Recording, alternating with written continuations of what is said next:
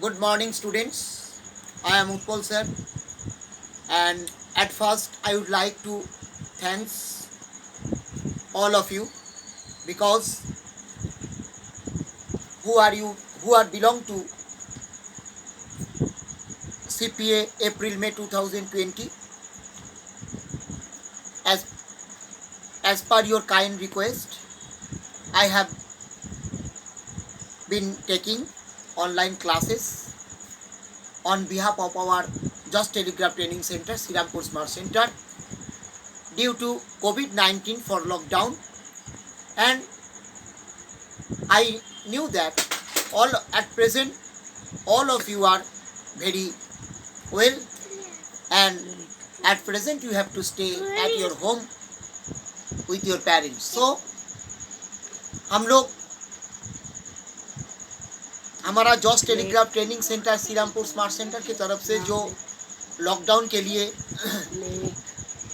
Lockdown के पहले दिन से हम लोग जो ये ऑनलाइन क्लास ले रहे हैं, और उसके साथ हम उम्मीद रखेंगे कि तुम लोग भी हमारा ऑनलाइन क्लास में हर रोज़ हिस्सा ले रहे हो और नोट डाउन कर रहे हो। तो ठीक है, हम पिछले कुछ क्लास से कई दिनों से ये जो पेरोल रिलेटेड अकाउंटिंग हम टैली में कैसे मेंटेन कर पाएंगे, वही हम उसका स्टेप हम दिखा रहे हैं, स्टेप बाय स्टेप, और उसका कुछ लॉजिक और उसका कुछ थियोरिटिकल पार्ट भी हम समझा रहे हैं।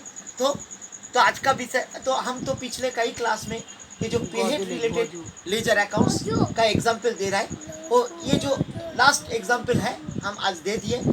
तो पेरोल रिलेटेड लेजर अकाउंट, वो इसीलिए ये पेरोल रिलेटेड अकाउंट्स मेंटेन करने के लिए हमको एक प्रोजेक्ट के साथ ये काम करना पड़ेगा।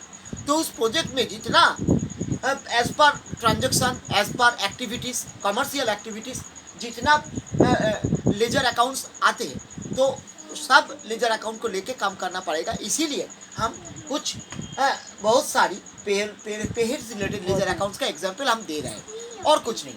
ठीक है, तो यहाँ पर देखो, हमारा कंपनी में ग्रेचुइटी का एक प्रोविज़न है, इसीलिए ग्रेचुइटी का एक लेजर खुलना है, उसका करंट लायबिलिटीज में डालना है और उसको पेहेड टाइप ग्रेचुइटी में डालना है। Next, advance salary.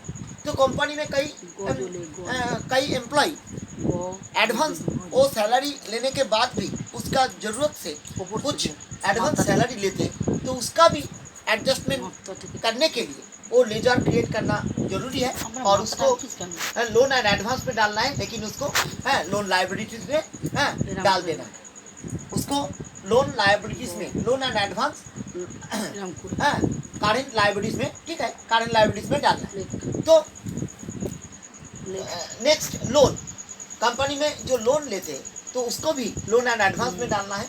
हाँ, और जो यहाँ पर जो लोन एंड एडवांस है, उसको जो लोन रिसीव एंड एसेट्स, उसको भी सिलेक्ट करना है।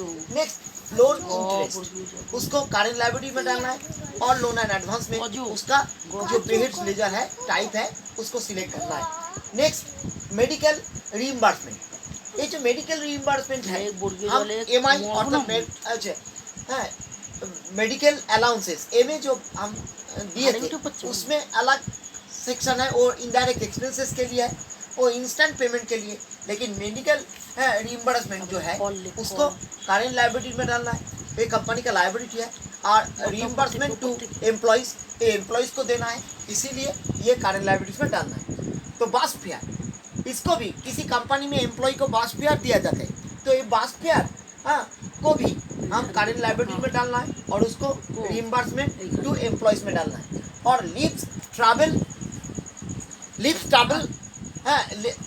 ट्रैवल एक्सपेंसेस, इसको करंट लायबिलिटीज में डालना है, और रीइंबर्स टू एम्प्लॉइज में डालना है। तो सिलेक्ट करना है ए पेहेड टाइप पर।